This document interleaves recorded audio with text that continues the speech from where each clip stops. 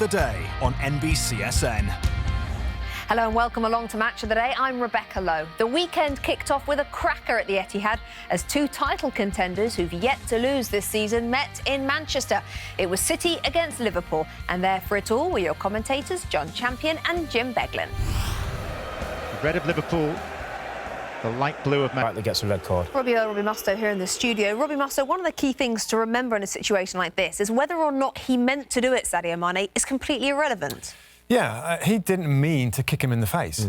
But I think when you challenge him, when you're prepared to put your studs that high, if the ball was down low and he went in with a straight leg with his studs showing, it's still potentially a red card, let alone being that high that he hits into his face. I mean, Edison, we think, is OK, but that could have been awful for the goalkeeper. At 11 against 11, it was 1-0 to Manchester City. At that point, how were you thinking the game might pan out? You know what? I thought Liverpool started well. I thought we talked a lot before the game about what might happen with the pace of Salah and Mane, etc. And Liverpool started quite comfortably. And City were a little bit, surprisingly for me, a little bit on their heels. I think Liverpool possessed the ball really well and looked a threat.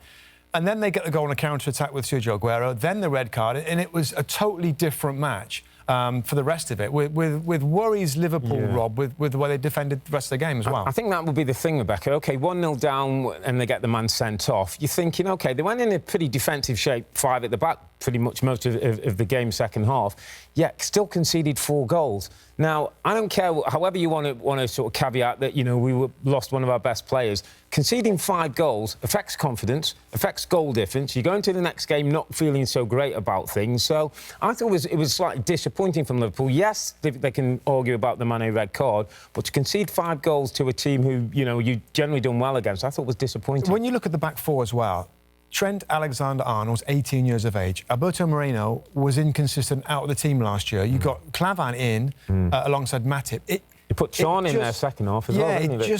That's where Liverpool didn't do enough, in my opinion, in the window, and that might be a problem for them going forward. It's a bizarre situation because we sat here 6 months ago and you guys said to me, well, one thing he's got to do in the summer is buy a centre-half or 2.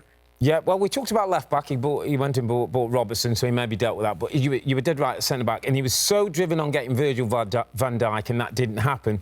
You just wonder if he's missed a trick, because, honestly, a decent centre-half in that team makes a world of difference. Yeah, from a 4-0 victory against Arsenal to a 5-0 hammering against Manchester City, a week is a long time in this game. Coming up next, we'll head out to Stafford 3, just outside that relegation zone for now. That is all from us on Match of the Day, and what a day it was for Manchester City. Pep Guardiola's men put 5 past Liverpool, who saw their star man Sadio Mane sent off. It wasn't quite the Saturday for City's neighbours United, who dropped their first points of the season at Stoke. Meanwhile, down in London, Arsene Wenger needed a response from his Arsenal side after 2 straight losses, and he got exactly that, thanks to their 3-0 win against Bournemouth. From Robbie Mustoe and myself, Rebecca Lowe, thanks for joining us. We'll see you soon. Bye for now.